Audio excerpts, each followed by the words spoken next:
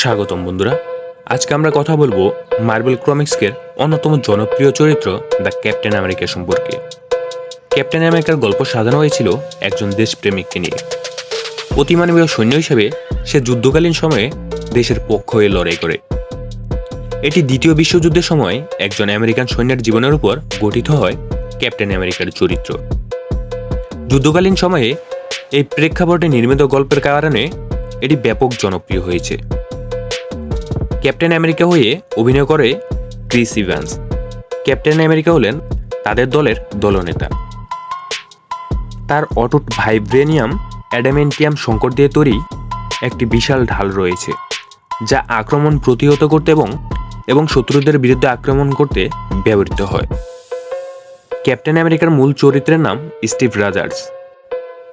Steve রাজার্সকে super soldier serum দেওয়া হয়, যা তাকে অতিমানবীয় শক্তি, সহনশীলতা, দ্রুততা এবং প্রতিক্রিয়া প্রদান করে।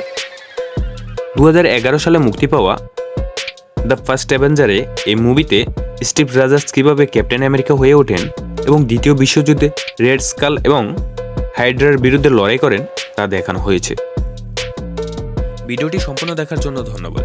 ভিডিওটি ভালো লাগলে লাইক, কমেন্ট, শেয়ার এবং সাবস্ক্রাইব করতে ভুলবেন না।